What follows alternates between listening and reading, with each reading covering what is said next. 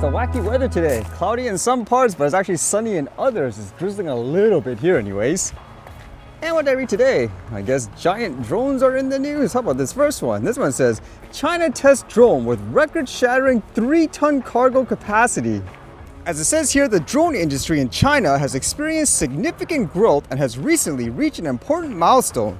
On August 22nd, China successfully conducted a test flight of a domestically developed drone capable of transporting an impressive 3.2 metric tons of cargo, its biggest payload capacity yet. The unmanned aerial vehicle SA750U has been created by a manufacturer located in Hunan. Notably, the test flight lasted 40 minutes and highlighted the major advancements in drone technology within China. According to industry experts, the SA750U drone can potentially transform global logistics due to its sheer capacity. Although it makes me think, as technically impressive as it is per se, will people actually use these drones in other places? Because in countries like the US, as you know, they're banning things like Chinese-made drones for official use and all that. But regardless, I guess they'll innovate within China still. It says the SA750U, developed by Hunan Shanhai Huayu Aviation Technology, comes with a significant maximum takeoff weight of 7.5 tons. This enabled the drone to transport substantial cargo loads efficiently. It also boasts an impressive speed of 191 miles per hour. Thanks to this capability, the SA750U can cover extensive distances swiftly and become a promising solution for various logistical challenges. Moreover, the cargo drone can operate as high as 24,000 feet, which allows it to navigate above most obstacles and adverse weather conditions. This in turn ensures reliable performance under diverse circumstances. As per Reuters, the drone can fly as far as 1,367 miles, making it capable of long-range deliveries. That sounds really impressive, and actually with that thought of saying it could fly, for example, 24,000 feet, are we going to be in a time where the manned aircraft are going to have to get out of the way for the drones, I guess? And still with that topic of bigger drones, imagine flying one and losing it in another country, and then you're saying, hey, give it back to us. This one says, India asked Pakistan to return the drone that strayed across the LOC. I doubt they will do that if they're in conflict, for example. It says a small tactical unmanned aerial vehicle of the Indian Army inadvertently strayed across the line of control with Pakistan in the Bimber Gali sector of the Poonch district in J&K on Friday morning. The Army has sent a message to the Pakistan Army over the hotline between the Directors General of Military Operations to return the, quote, mini drone, which sources identified as a Switch fixed VTOL UAV deployed by infantry battalions for surveillance operations. There were, however, some reports that the drone had been shot down by Pakistani forces. An Indian officer said the drone was on a training mission well within Indian territory when its control was lost due to technical malfunction at 9:25 a.m. Do you think they would actually return it, or would this be one of those finders keepers type of scenario, especially if they actually shot it down as well anyways, which isn't too clear here.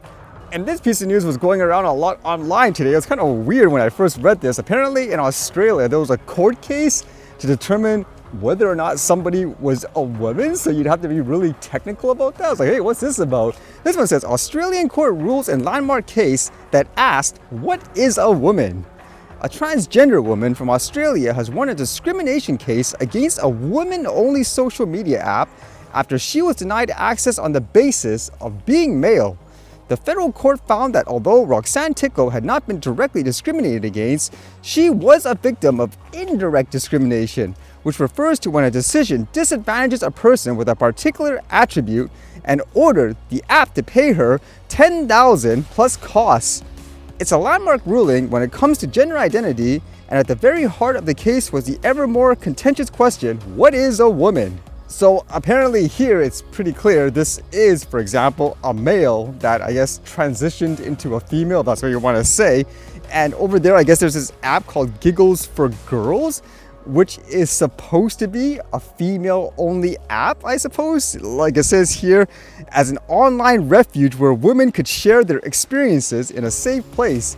So I guess this person signed up for the app, and the way they determine whether or not you're female is based on your picture, and apparently the algorithm determined at first, okay, you are a woman, like welcome, but then somebody apparently, I guess, looked at it manually and they realized, hey, wait a minute, they think, for example, you're not a woman, so you're banned.